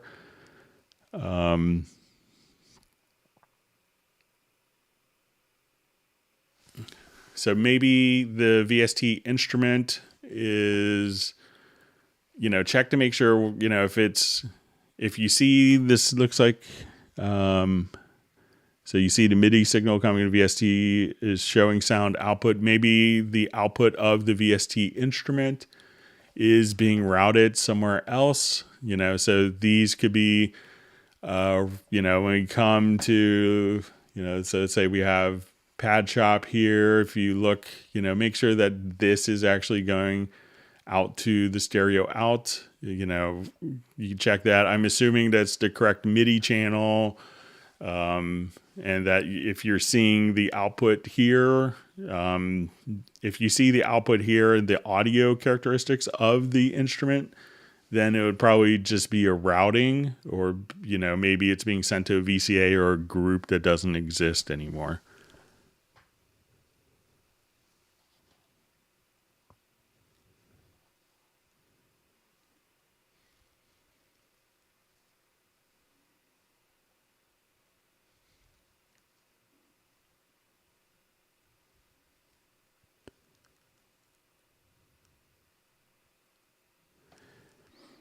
Okay, so just seeing share copies all, then copy, then shift, and all works for MIDI clips, but not for audio. Is it a MIDI only feature? I haven't played with the audio part of it for a while, but I remember it's not kind of the same.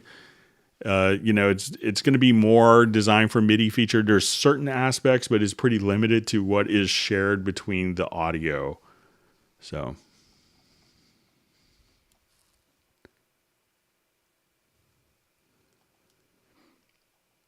All right, you see a comment that Ableton seems difficult for orchestral stuff. So I've heard that from many people.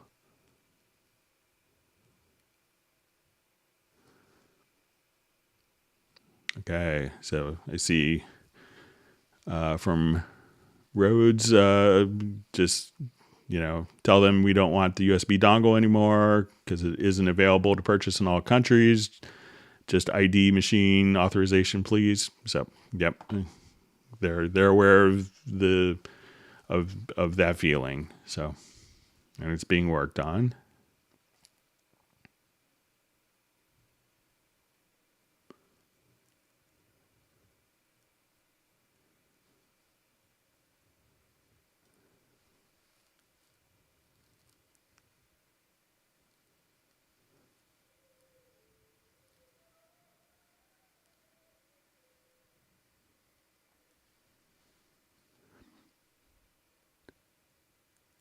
Okay, just reading through comments.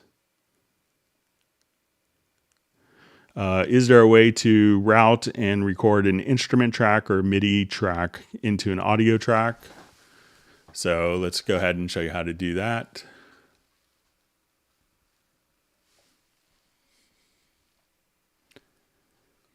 Okay, so let's say I have, activate this project here.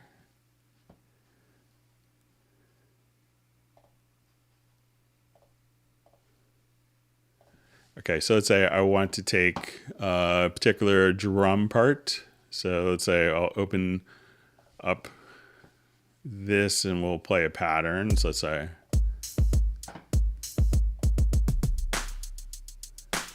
And if I wanted to record this as audio, all I'd have to do is, so while that's playing, so let's say I'll just come here. And I want to add a group channel to the selected channels. And let's go ahead and make it a stereo group.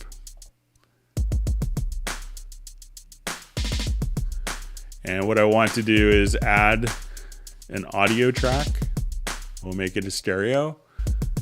And then for this input, I want to set the group. And then I just hit record. And now we're just recording. So the audio from the VST instrument is routed to a group. The group is now routed to the input of the audio track. And you're just recording just like that. So that's really all you have to do. So route it to a group, route the group directly to an audio track, and you're all set.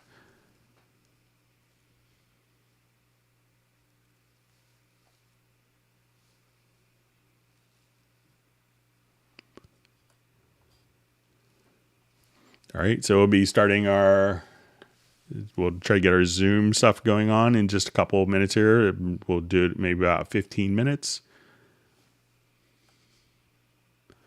Okay, I know we had some questions that were kind of sent in advance. I think we've gone through some of them. Okay, this is from Johnny Diaz. Just make this a little bigger so it's easier for me to read. So on your next Hangout, please tell me how to do a select region. For example, every time I select a region for a loop or something, I have to bring my mouse to the roller to manually remove this selection with the comp tool. So I think what is going on is, so it looks like anytime that there's a selection made that the left and right locators are following. And this is just a preference. So if you go under editing, you'll see cycle follows range selection. So I think what's going on, Johnny, is anytime that you select a range here with the range tool, that the left and right locators are following. And then you have to come up here and kind of just turn it off manually. So the one thing you could do is make sure, I would try to just disable this particular preference. So again, go to editing, cycle follows range selection. Try unchecking that. And then anytime that you select a range, it won't automatically loop that particular range.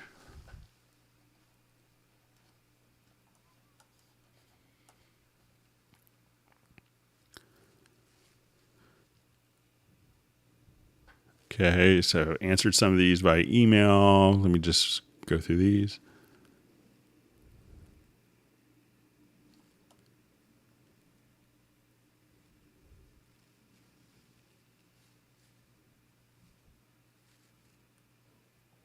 Okay, so I saw Ambient Dave had sent me a project right before the Hangout. So thank you for doing that, Dave. I'll make sure to pass it along.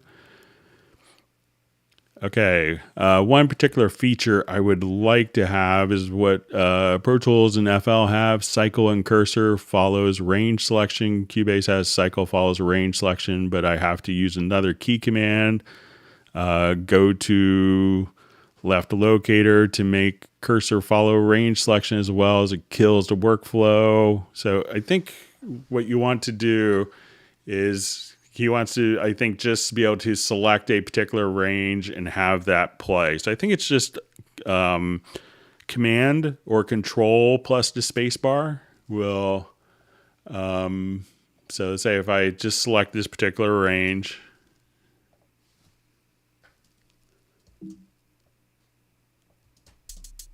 so it's just it's Alt Option plus the spacebar. So if I select that range and hit Alt Option plus spacebar, it's just going to play that range and stop. So if I select this, hit Alt Option plus spacebar, Alt Option plus spacebar, it'll just kind of only play that particular range. So try Alt Option plus spacebar and let me know if that kind of does the trick for you.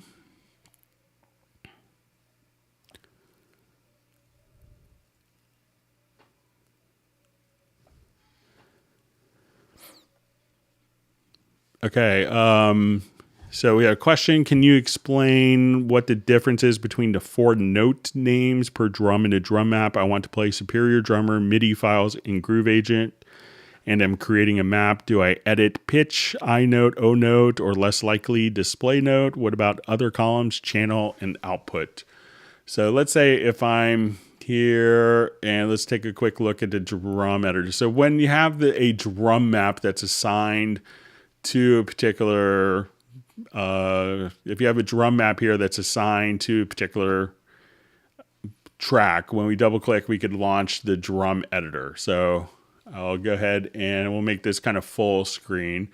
And as we come over here, we can see the different, if we wanted to audition, different sounds.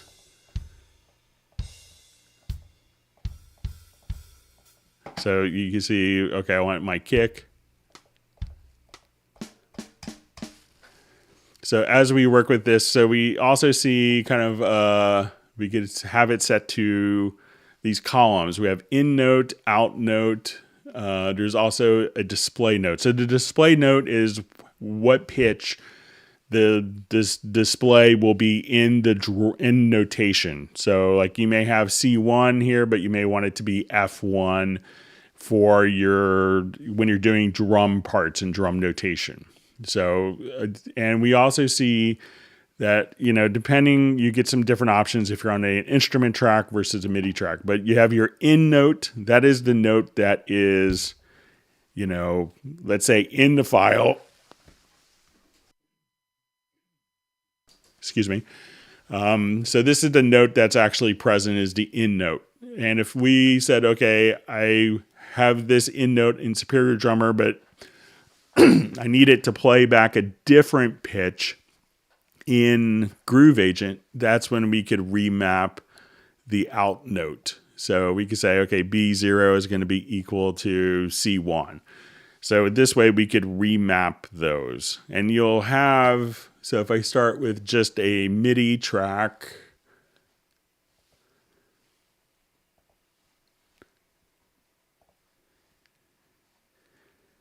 and if we wanted to come directly here, we could also just say,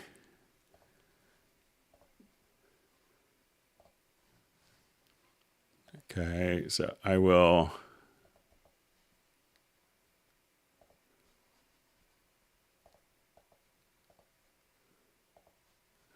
all right, so now if we have a MIDI part, we could also just, when we look at our drum editor, we could extend this over. So where we could say, okay, I want it to be, my output. So I could say I want it going out of this instrument on, so, I could send one drum map to where each of these are going out to different instruments, different MIDI ports, different MIDI channels. So I think once you have, if you wanted to take like drums that were, playing in one drum module to another, you could save that as a particular drum map and choose to remap the out note, the O note, and you should be in good shape. All right, let's move on.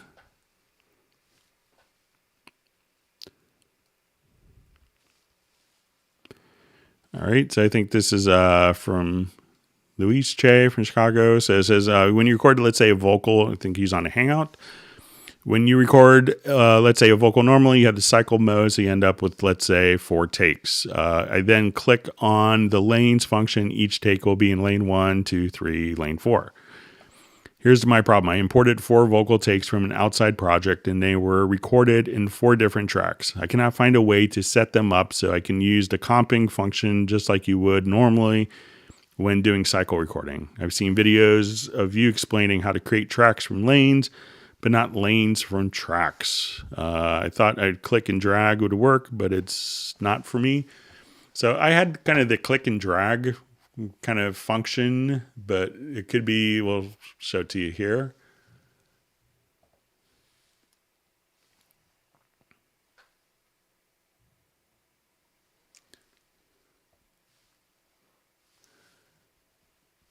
Right, and I'll just revert this.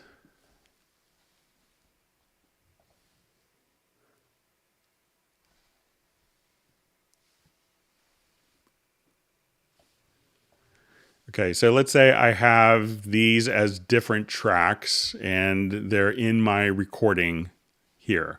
So I wanted to take these different tracks and create lanes onto this track. So I'm going to open up the lanes view first. All right, so we do this, we see that lane 1 is opened.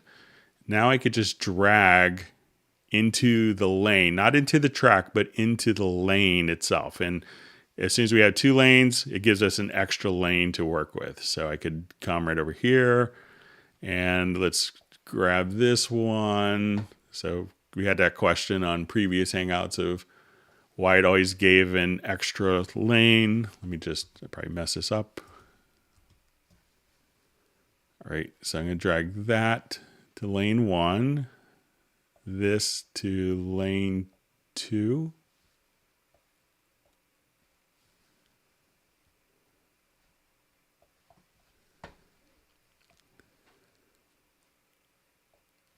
All right. So it may put it at the top, and then you could just drag it down.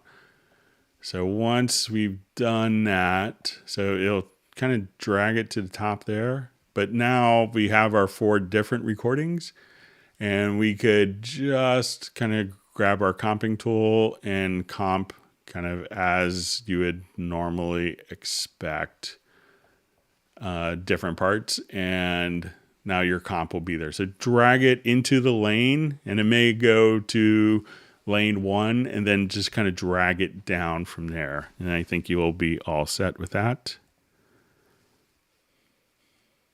Okay, so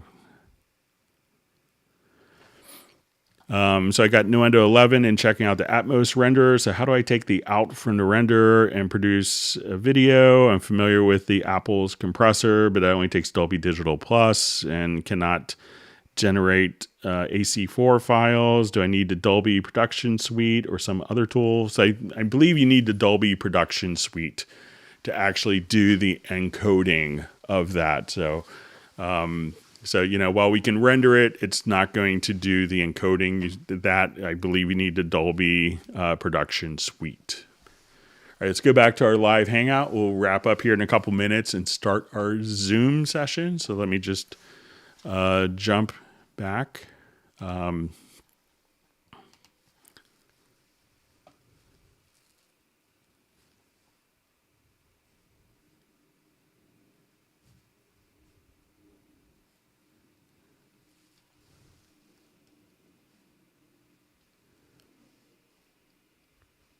All right. Just going through different comments.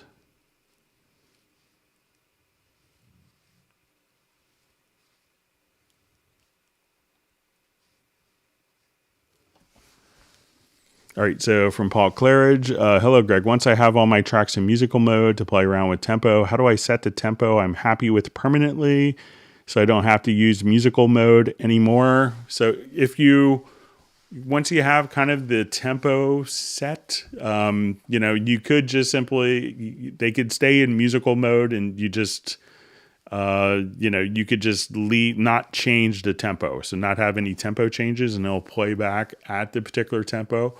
If you wanted to, let's say take a recording. So let's say if we have multiple files here, I think that we could go under the audio menu, and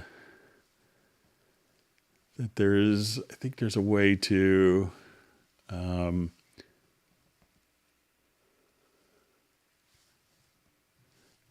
trying to remember I thought there was a way to automatically kind of write the tempo into the file. Like you can update the tempo stamp, but if you wanted to also just go directly to your media bay, and from media bay, you could select from your pool window. Let's do it from the pool. And open up your audio, and then you could just simply kind of come over here and, put the tempo in the pool, and that will write that attribute into the particular file. All right, so let's go ahead and see if I'm going to just jump back on. Let's go ahead and move over to the Zoom meeting. So I'm going to, I don't know if someone has the ability to quickly paste the link one more time in. Let me just see if I could get the link posted quickly. Let me just see if I still have it up here. And we'll move over to the Zoom, our little holiday. This could be a total disaster, kind of fun, but I would love to kind of meet different people. Let me see if I still have it in my paste buffer. No, I don't. So if someone wants to, if they have kind of the Zoom link from earlier, let me see if it's all the way back in.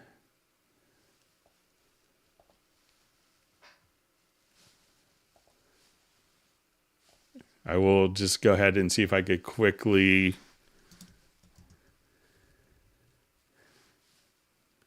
find the Zoom invite. And we'll get started here in just a couple of minutes.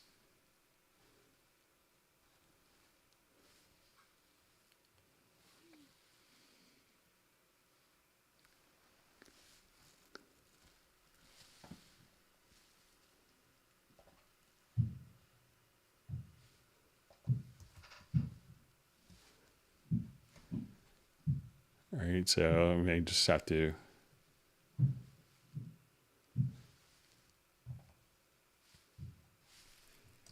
extract it quickly.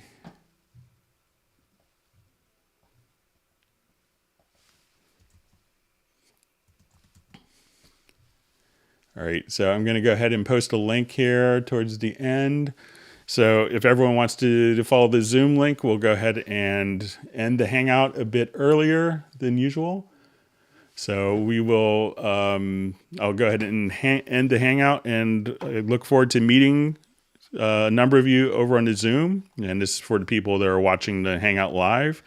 So we won't be recording it. So if you're camera shy, don't have to worry. You could just kind of come on and talk to us. But we'll go ahead and end the stream. I want to wish everyone a wonderful Christmas. We'll pick up the Hangouts again in January, the new year. Please, everyone, stay safe and healthy. We want everyone to make it through this kind of, this time of year. We know there's, great health concerns throughout the whole world, but, please, everyone stay safe and healthy. So we could all make music and join again and have a whole series of wonderful Hangouts for next year. So I'm going to log off and start the Zoom meeting, and I'll see you guys over there and look forward to meeting you guys face to face. Take care and have a wonderful Christmas and a happy New Year. And thank you so much. It's been just a real joy being able to help everyone out and teach a couple of tricks. Take care, and we'll see most of you that are watching live on the Zoom. Goodbye.